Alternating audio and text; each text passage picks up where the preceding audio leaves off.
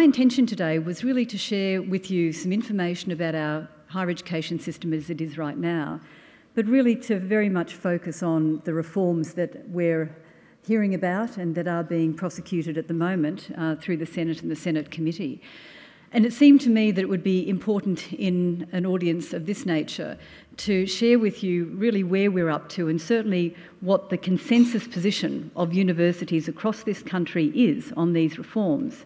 And I'll say that again, it's a consensus position, and I don't think it's very often, in fact I'm not quite sure when it occurred last time, that the Universities of Australia, which are all very diverse and all very interesting and do their own things and meet the needs of their local communities, have established a consensus position on something as important as the proposed government reforms and the future of higher education in this country. So what I thought I'd do is simply make a few remarks for you, taking you through where we are now, what the key reforms as proposed would be, what the universities of Australia, through Universities Australia, have come to in terms of their position on those reforms, and then talk to you a little bit about the importance of that and the way forward. It is a very, very important time in higher education, probably the most important time in the last 30 years. So I think it's a very timely thing that we are here speaking about this today. I want to assure you first off that we do in Australia have a very strong higher education system and something we should be proud of. And it isn't, my colleagues and I who can take credit for that. The fact of the matter is, over a long period of time, many, many people have worked in higher education, and policymakers have supported it and politicians have too. And what that's yielded over time is a very strong and diverse and globally competitive sector. We are globally competitive. We know where we rank in terms of those major international rankings, and we do very well on those. The challenge for us, however, is that the world is changing, and what we've known is that for some time now, certainly in the recent past, and let's take that back to the early 90s, our system of funding higher education has become increasingly unsustainable. The way in which we go about funding higher education research right now in Australia is unsustainable, and we had this legacy of a great high quality, a great strong innovation system, a wonderful higher education system, and yet what we know is that we're on a short road to nowhere in terms of its financial sustainability. So this is not a political statement. The fact of the matter is the successive governments have been disinclined to fund universities and research at the level required in order for us to certainly maintain, if not build, our competitive position, and indeed more worryingly right now, to meet the future needs of the Australian economy to come in a globally competitive environment. In addition to funding cuts, and we've had funding cuts recently announced by Labor last year in April 2013, I had the very good timing not to become elected or to become the chair of Universities Australia 3 weeks after $3.5 billion worth of cuts were made to higher education and support, and I'm still here, and we've got more coming. I think maybe my colleagues will be relieved when I leave the chair next May. But what we do know is that governments have been disinclined to increase public investment in higher education. And there are many good reasons for that. We can like them or not. We know independently, as a result of reviews that have been undertaken by governments, not by universities, these aren't my words, but by independent reviews, that the base funding provided per student for universities is inadequate and has been for quite some time. Review after review has indicated we need greater per student funding, and of course we mustn't ever compromise the capacity of our economy through research and innovation to continue to grow. In addition to those funding cuts, we've had policy instability. So we've had great changes where, for example, we had a very fine moment leading up to the budget in 2009 when all of the graphs, were that the then government produced about the future of funding for higher education and research all went upward to the right. Love graphs that look upward and to the right, and it was a very happy occasion. But then when the cuts were visited upon us by the previous government in April last year, we actually went back to where we were before that very fine night. So a lot of that was nullified or undone, which was a great shame. So we've had policy instability and we've had a history of inadequate funding. And there's recent evidence of that, as I've said, and it isn't a political statement. The fact of the matter is successive governments have been disinclined to increase funding. The fact of the matter is, however, as a result of those independent reviews and what we know from what the Productivity Commission tells us and almost everybody else in the world, and we look at some of our key competitors, China in our hemisphere, for example, particularly, they are increasing massively their public investment in higher education. Most countries are, and we're not. And on the OECD, we bump along the bottom. Out of the OECD countries, 30 countries, last I saw we were about 25 out of 30.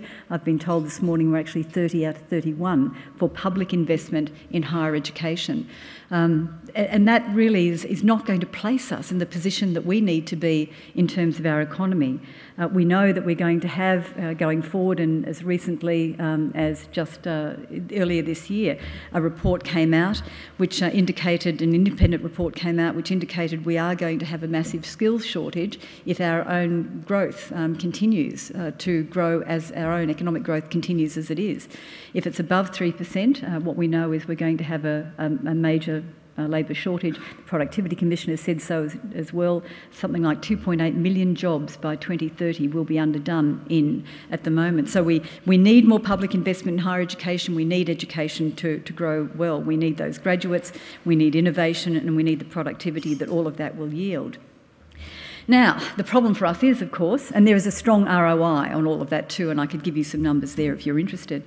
The problem with all of that, of course, is that governments are disinclined to do this, and there are, budget realities, or some people say there's a budget crisis, some people say there's not, but no matter what, the fact of the matter is we've had a reduction in public investment in higher education, and really I don't expect that anyone imagines there are rivers of gold or there's any prospect really of a much greater input at this point in time. So the challenge is, how do we look for alternatives?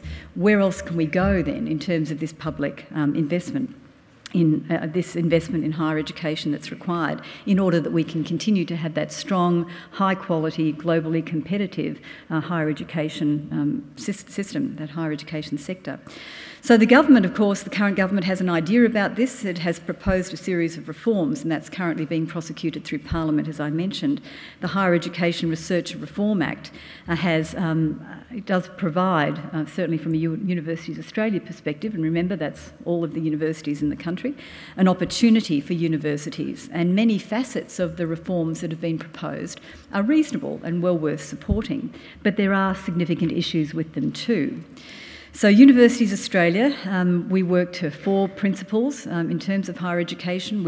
And our sector, we want it to be sustainable, we want higher education to be affordable, we want it to be accessible, and we want it to be equitable in terms of who can access that higher education.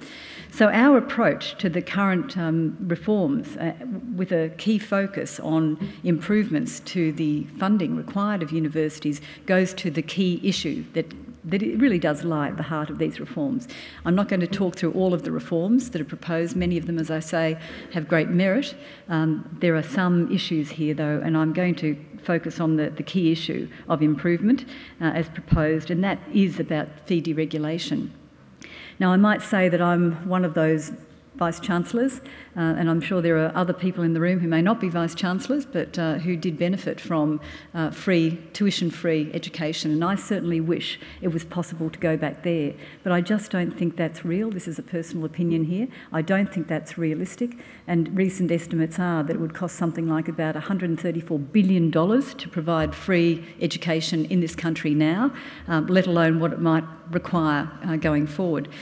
So the consensus position of Universities Australia is that we're seeking parliamentarians, and particularly right now senators, not to oppose fee deregulation, to acknowledge that this is a mechanism whereby additional funding and investment can be made in higher education.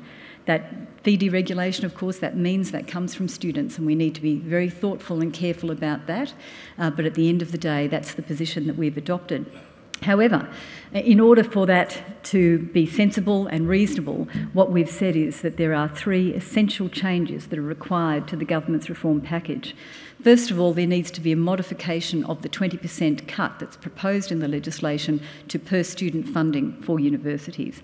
A 20% cut is not a small amount, let me tell you. It doesn't go to all of our income streams, so it doesn't affect international students, for example, but it does go to the largest income stream enjoyed by most universities.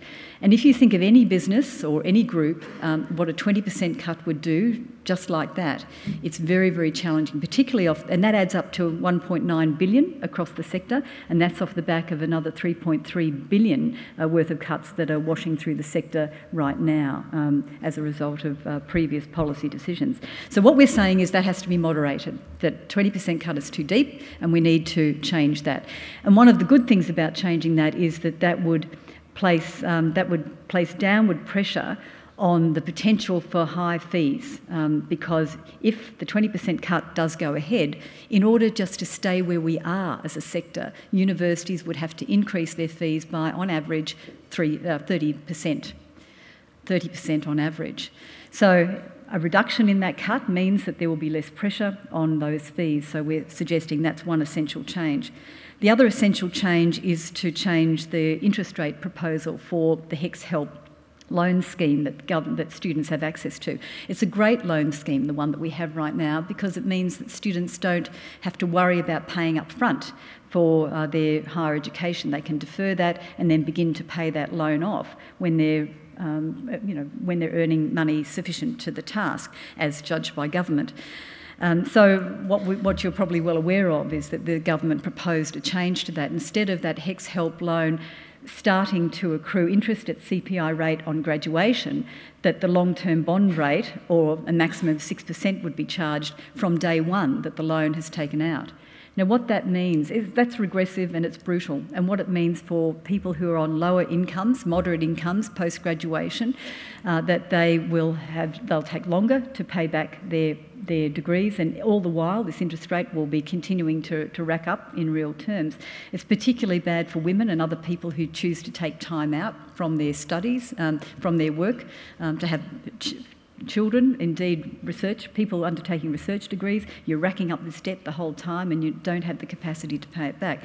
So we're saying that really what we should do is revert that back to the CPI rate, so that doesn't serve, that isn't as brutal, and I've used that word on many occasions on students. So let's make it more affordable for students in that way too. And the third thing that we've said, the third essential change that's required, is a structural adjustment package. If you think of any other industry, and I know this state has had perhaps more experience than others on this, that has had any other industry that's had a major impact as a result of changing public policy, there wouldn't be one, and I'm certainly familiar with sugar, for example, up my way, there wouldn't be one that hasn't had some sort of support package or structural adjustment package in the case of market failure, because we don't quite know what the market is going to look like here, and we don't know quite what the implications are going to be.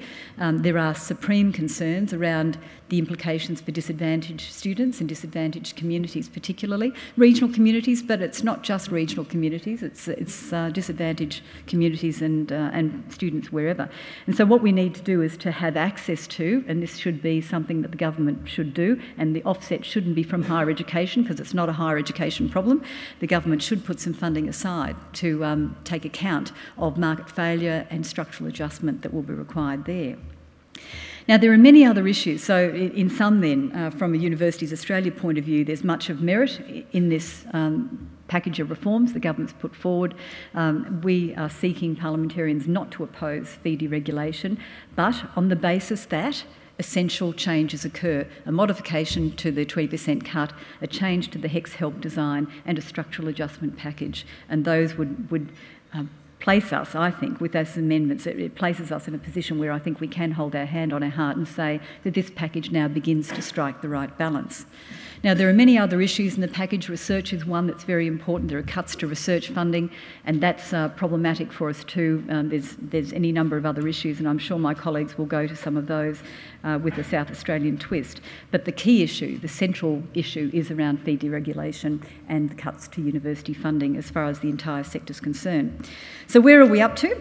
Where we're up to right now, of course, that this has been referred to committee. The legislation was introduced to the House of Reps on the 28th of August at 9 o'clock. At 10 o'clock, I had the wonderful experience of being on the parliamentary lawns with doing a media conference with 2UE and all of this, and I felt like playing the politician and saying, there's a budget crisis, or there's no budget crisis, but I didn't. I stuck to my script. The point now is that day that it was referred to Senate committee, and the Senate committee looks to finalise its work by the 28th of October.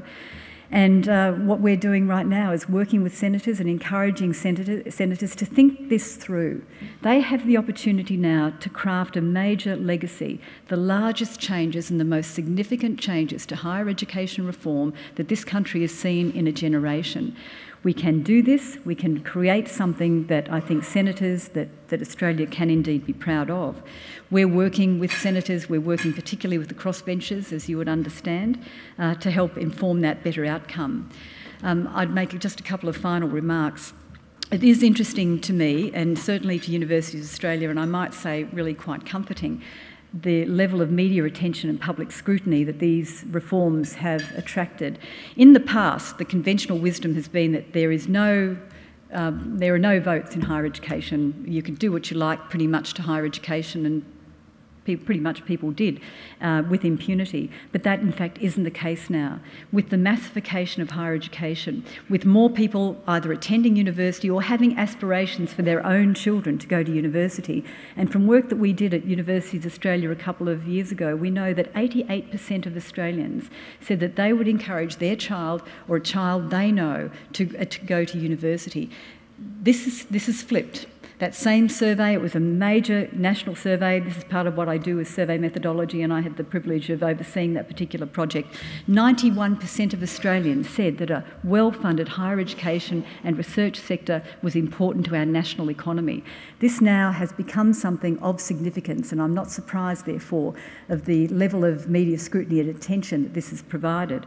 And part of the reason why is that not only do individuals have personal ambitions for themselves and their children, but we know that in a globally competitive economy, in an economy that is shifting, that is changing, we're going to be ever more reliant on the skills of our people and on the innovation that we can create to build Australia's economy to come, and indeed to play the role that we can and should play in the global economy to come. So, ladies and gentlemen, those are my remarks. I do want to say to you that from our point of view, it is very clear that this legislation, this reform, should be supported with those essential changes. There is, of course, a challenge for us here, and there are edges to this that at the end of the day we wish things were otherwise, but they're simply not. I can assure you, however, that we'll be working extremely hard, and certainly aided very much by our colleagues here in South Australia, to ensure that what we yield through this, as best as we can affect this, as best as we can influence this, a higher education and research system that indeed we can all be proud of. Thank you very much.